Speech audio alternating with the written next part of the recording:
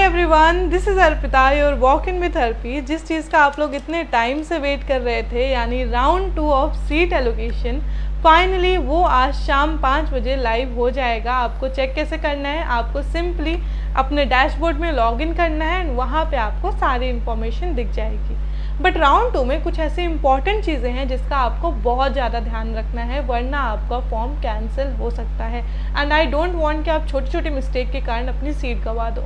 तो make sure कि video अच्छे से देखना, जितनी भी सारी चीज़ें बताऊंगी इसको ध्यान रखना, या हो सके तो कहीं इंपॉर्टेंट डेट्स नोट डाउन कर लो। तो सबसे पहली चीज़ तो यही है कि आपको सारी डेडलाइंस का ध्यान देना है, सारी चीज़ें डेडलाइन के अंदर करनी है। अगर आप कोई भी डेडलाइन मिस आउट करते हो तो आप राउंड 2 से स्ट्रेट अवे बाहर हो जाओगे, फिर आपकी कोई भी हेल्प नहीं कर सकता है। तो मैं यहाँ पे कुछ आपको इंपॉर्टेंट डेडलाइंस बता दूँ। फर्स्ट ऑफ ऑल, जो भी आपको सीट एलोकेट होगी राउंड 2 में वो एक्सेप्ट करना मैंडेटरी है। अगर आप सीट एक्सेप्ट नहीं करते हो तो भी आप राउंड 2 से बाहर हो जाओगे। सीट एक्सेप्ट करने की लास्ट डेट है 27 अगस्त 4:59 PM। जैसे आप सीट एक्सेप्ट करोगे उसके बाद जितने भी आपके डॉक्यूमेंट्स थे जो आपने रजिस्ट्रेशन के टाइम पे अपलोड करे थे वो सारे वेरिफिकेशन के लिए जाएंगे। आपको कोई भी एक्सटर्नल डॉक्यूमेंट अपलोड नहीं करना है, ठीक है। आपको कॉलेज अप्रूव कर देगा एंड वेरीफाई कर देगा बाय 29 अगस्त। वही टाइम रहने वाला है 4:59 PM तक। बट ये जो आपका वेरिफिकेशन वाला टाइम है ना, ये सबसे ज़्यादा इम्पॉर्टेंट है। जैसे कि मैं आपको कहते आ रही हूँ कि कॉलेज आपके डॉक्यूमेंट के कारण आपको रिजेक्ट नहीं करेगा, आपको मौका दिया जाता है। डॉक्यूमेंट्स में अगर कोई भी मिस्टेक लगती है तो कॉलेज क्वेरी रेज करके बताएगा कि हाँ आपके इस पर्टिकुलर डॉक्यूमेंट में ये मिस्टेक है, आप प्लीज़ इस वे में हमें रिस्पॉन्ड कर दो। अगर आप टाइम पर रिस्पॉन्ड नहीं करते हो तब जाके आपका फॉर्म रिजेक्ट होता है। तो मेक श्योर कि आप बार बार अपना क्वेरीज वाला सेक्शन चेक करते रहना कि कहीं कॉलेज की तरफ से कोई क्वेरी तो नहीं आई है। अगर कोई क्वेरी रेज हुई है तो उसका टाइमली रिस्पॉन्ड कर देना। जब आप अपनी क्वेरी का रिस्पॉन्ड करते हो, अगर कोई क्वेरी आती है, इन दैट केस जब आप क्वेरी का रिस्पॉन्ड करोगे उसके बाद कॉलेज आपको वेरीफाई कर देगा अगर उन्हें आपके डॉक्यूमेंट सही लगेंगे तो। एंड जब आपके डॉक्यूमेंट वेरीफाई हो जाएंगे तब जाके आपको फ़ी पेमेंट का ऑप्शन मिलेगा। एंड फ़ी पेमेंट की डेडलाइन रहने वाली है आपकी 30 अगस्त, वही 4:59 PM तक। एक चीज़ मैं आपको बता दूं, जब तक आप फ़ी पेमेंट नहीं करते हो तब तक आपका ड्यू के अंदर एडमिशन नहीं हुआ है, ठीक है। तो फ़ी पेमेंट करना सबसे ज़्यादा इम्पॉर्टेंट स्टेप है। बहुत सारे बच्चे फ़ी पेमेंट करना ही भूल जाते हैं, उन्हें लगता है कि उन्होंने सीट एक्सेप्ट कर ली है तो उन्हें कॉलेज मिल गया है, नहीं। एंड वन मोर थिंग जो आपका डाउट रहता है कि ये जो हमारी फ़ीस है वो एक सेमेस्टर की है या फिर एक साल की है, तो ये जो आपकी फ़ीस है वो पूरे साल की है, ठीक है। इसके अलावा फिर आपको एग्जामिनेशन फ़ीस वगैरह ही देनी पड़ेगी, वो सारी चीज़ें मैं आपको बताऊंगी। अब फ़ी पेमेंट करने के बाद आपको अपग्रेड एंड फ्रीज़ का ऑप्शन देखने को मिलता है, बट हो सकता है कि इस राउंड में आपको अपग्रेड एंड फ्रीज़ का ऑप्शन ना मिले, क्योंकि DU ने तो हमें सिर्फ 2 राउंड्स का बताया है। बट हाँ, बहुत ज़्यादा चांसेस हैं कि राउंड 3 भी आए। जैसे ही कुछ अनाउंसमेंट आती है राउंड 3 के बारे में तो मैं यहाँ पे चैनल पे तो आपको बताऊँगी ही। तो मेक श्योर कि आप चैनल सब्सक्राइब कर लो एंड बेल आइकन प्रेस कर लो ताकि आप कोई भी इम्पॉर्टेंट इन्फॉर्मेशन मिस आउट ना करो। ये तो थी हमारी इम्पॉर्टेंट डेडलाइंस जो कि आपको ध्यान में रखनी ही रखनी है। एंड साथ ही साथ कुछ और चीज़ें हैं जिनका आपको ध्यान रखना है, जिनमें से सबसे ज़्यादा इम्पॉर्टेंट रहने वाला है आपका कास्ट सर्टिफिकेट।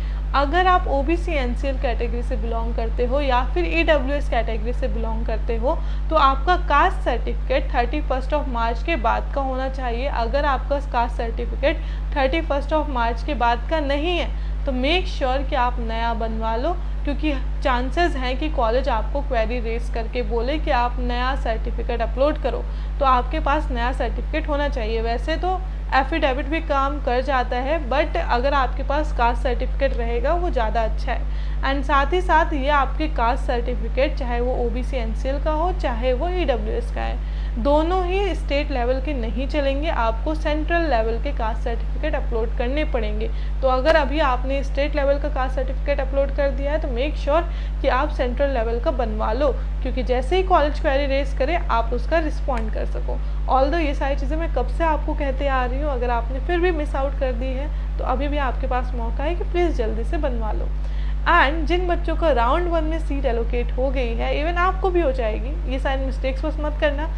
फिर भी आप PG के लिए परेशान हो तो आपकी सारी परेशानी मैंने दूर कर दी है बाय ओन मैनेजर है। यहाँ पे आपको आपकी लोकेलिटी के अकॉर्डिंग, चाहे आप नॉर्थ कैंपस में पीजी चाहते हो, साउथ कैंपस में चाहते हो या फिर ऑफ कैंपस में चाहते हो, बॉयज़ पीजी, गर्ल्स पीजी, आपके बजट के अंदर वो भी आपकी ज़रूरतों के अकॉर्डिंग आपको पीजी दिलाया जाएगा एंड आपसे 1% भी कमीशन चार्ज नहीं करी जाएगी। यहाँ पे आपको 1 रुपये भी ब्रोकरेज नहीं देनी है एंड साथ ही साथ यहाँ पे कोई हिडन चार्जेस भी नहीं है। आपको डायरेक्टली ओनर से कांटेक्ट कराया जाएगा एंड जितना प्राइस बताया जा रहा है पीजी का आपको उतना ही पे करना है। इसके लिए आपको करना क्या है, तो सिंपली आपको इस दिए गए व्हाट्सएप नंबर पे हाय सेंड करना है। आपको एक फॉर्म शेयर करा जाएगा, वो फॉर्म फिल करना एंड आपके ज़रूरतों के अकॉर्डिंग जितनी भी बेस्ट चॉइसेस होंगी आपको सारी दिखाई जाएंगी। आपको कोई भी पीजी पसंद आता है या फिर मल्टीपल पीजीज पसंद आते हैं, आप उन्हें शॉर्टलिस्ट करो, उन्हें ऑफलाइन विजिट करो, ओनर से बात करो, सारी डिटेल्स लो एंड अपना बेस्ट पीजी बुक कर दो। हो गया ना आपका पूरा काम आसान। आप घर बैठे बैठे अपने पीजी शॉर्टलिस्ट कर सकते हो एंड इवन आके उन्हें विजिट कर सकते हो एंड फिर आप आराम से अपना एक बेस्ट पीजी अपने लिए फाइनलाइज कर सकते हो। तो वेट क्या कर रहे हो, जाके बस इस नंबर पे हाई लिखना है आपको। ये नंबर मैंने डिस्क्रिप्शन बॉक्स में भी दे दिया है, तो आप जाके वहाँ से भी ले सकते हो।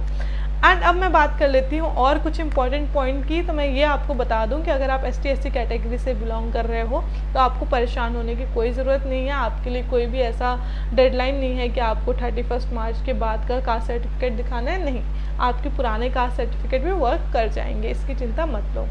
एंड अगर आपका राउंड 1 में फॉर्म रिजेक्ट हो गया था ड्यू टू सब्जेक्ट इनएलिजिबिलिटी या फिर कास्ट सर्टिफिकेट के कारण, तो आपको राउंड 2 में कंसिडर करा जाएगा। जिस भी सब्जेक्ट में आप इनएलिजिबल थे राउंड 1 में, उसके अलावा बाकी सब्जेक्ट्स में आप फिर भी एलिजिबल रहोगे राउंड 2 के लिए।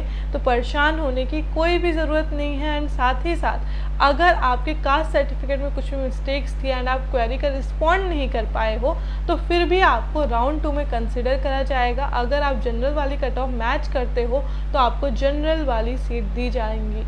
अब आप राउंड 2 में जनरल कैटेगरी से लड़ रहे होगे। तो आई होप आपके जितने भी डाउट्स थे, जो भी चीज़ें आपको ध्यान में रखनी है राउंड 2 में, वो सारी चीज़ें क्लियर हो गई होंगी। मैं फिर से बोल रही हूँ, सबसे ज़्यादा इम्पॉर्टेंट है आपकी डेडलाइन। तो मेक श्योर कि आप डेडलाइन में काम करना एंड ये डॉक्यूमेंट्स वगैरह आप सही करा लेना, बाकी आपको सारी चीज़ें अच्छे से मिल जाएंगी।